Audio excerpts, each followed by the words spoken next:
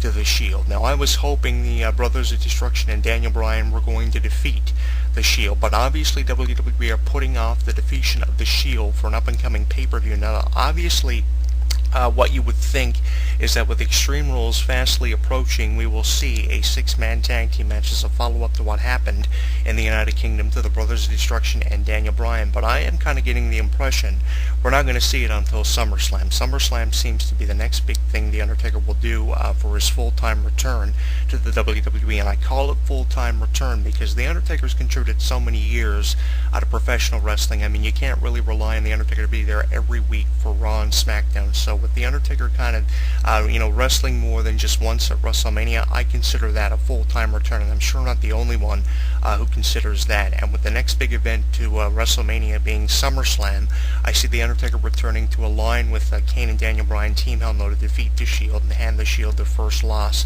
WWE having the Shield be this long going undefeated is kind of great because it kind of leaves you with the question in the back of your mind, who will be the three-man team that knocks off the Shield? And JBL dropped a few interesting comments on commentary a few days ago when he said that they had put the Shield up against every three-man team that you could think of in professional wrestling, from John Cena to Ryback to Sheamus to so many incredible teams over the years, and it's just been amazing seeing how far the Shield have gotten, defeating every opposition that have been put in front of them. So I guess the team that is pretty much the honor of defeating the Shield has been reserved for is the Brothers of Destruction and Daniel Bryan, which I hope we see more three-man tag team matches from, because I mean it's just incredible seeing this three-man team together.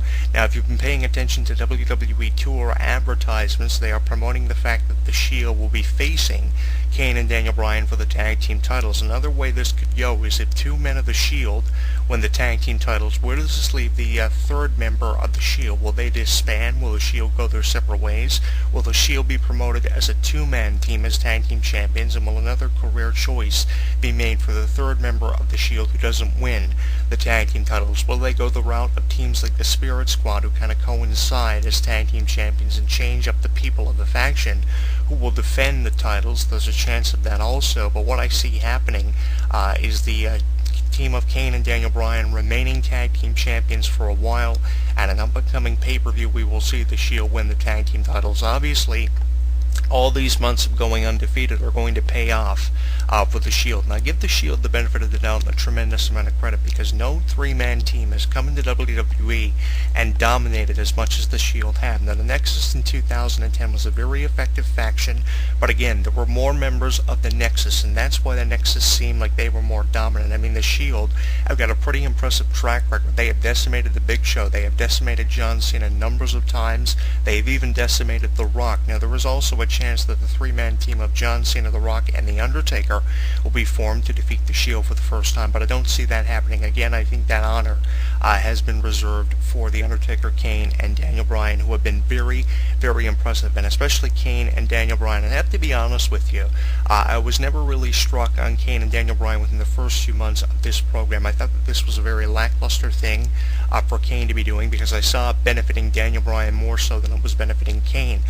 Back when I was criticizing this team, they were not tag team champions. There was no sign of them becoming tag team champions. Now that Kane is one half of the tag team champions, I see it benefiting both individuals. Kane is more entertaining too now that he's a fan favorite, as opposed to being a monster, which he resurrected as in 2012 for his feud with John Cena. That ambulance match was pure art.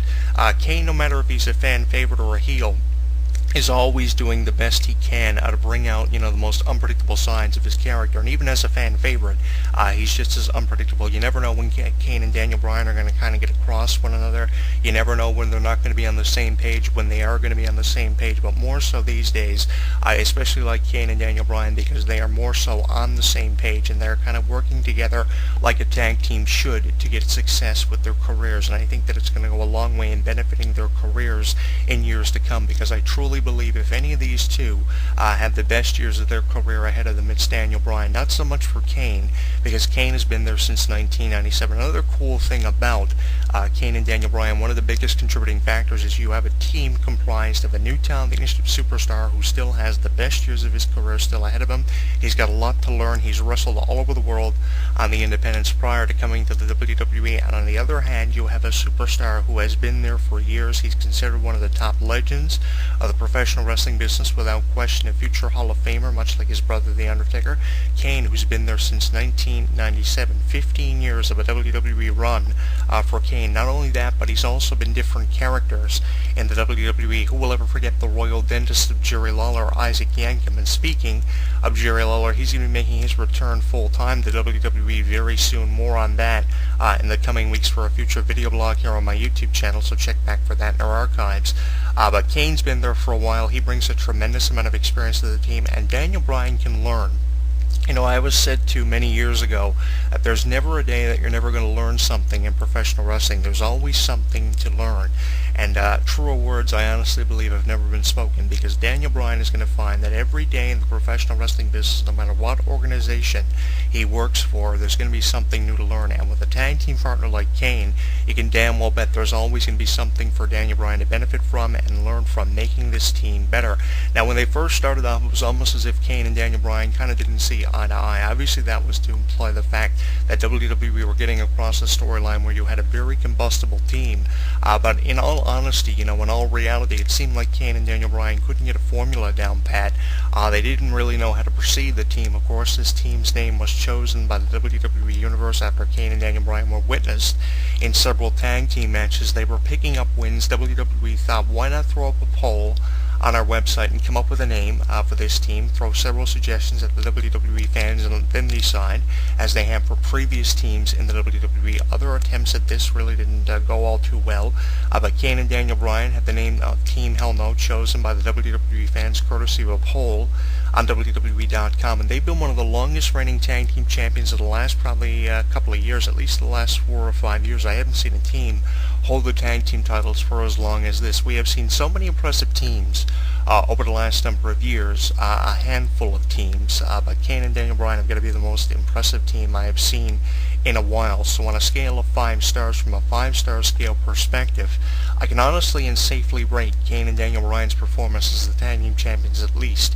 3.5, between 3.5 and 4 stars. How do you feel about that? How do you think of my rating? You can let me know on Facebook at facebook.com/HW Entertainment, on Twitter at Jonathan Clarke 1 by using a creative hashtag, and you can watch past video archives of my radio show. There are many of them on YouTube at youtube.com/JonathanClarke22, and amongst our video archives you can find past video archives of the team of Team Hell No. I've been very positive about Team Hell No over the past couple of months. I've written columns for In This Corner with Jonathan Clarke. I've done past video archives with a new edition of Team Hell No's success being archived here recently on our YouTube channel. I will feature it for you.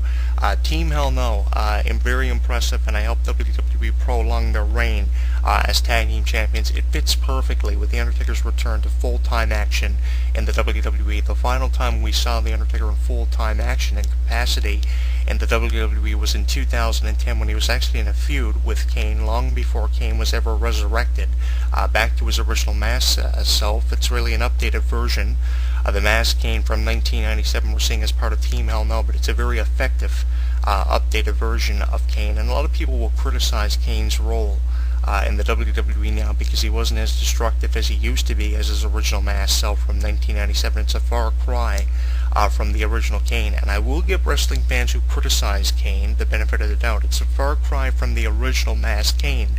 But was the original mask Kane as entertaining as this revamped version of Kane? I think not. I think the revamped version of Kane is more entertaining. He keeps fans interested in his programs, and I think that Kane and Daniel Bryan, honestly, are two of the most unpredictable characters you have. Maybe not in the WWE, but in the entire tag team division, definitely. They're far more entertaining than the primetime players. And in other feuds, aside from what they're doing with the Shield presently, I think Kane and Daniel Bryan were really what got the tag team division over. I mean, in the feud with the primetime players, you can't say the primetime players were the interesting of the 4 to 5 individuals who were involved in a program. It was always Kane and Daniel Bryan knocking off the primetime players. And with the presence the primetime players have had since forming an alliance in the WWE since coming over from NXT, you would think the primetime players would have won the tag team titles by now, but they have not. It's all been about Kane and Daniel Bryan, and the Shield obviously now is what the WWE tag team division is centering itself around.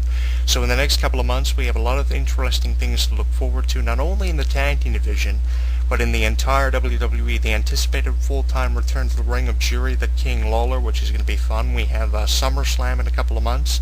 And of course, the highly anticipated return of The Rock. Rumors surrounding The Rock's return, a lot of skepticism and speculation on when we will see the Great One return to the WWE. They are still advertising his free mobile game, Rock Apocalypse, which has received over 850,000 downloads. That is an impressive amount of downloads for a former WWE champion who lost his first match since WrestleMania 20.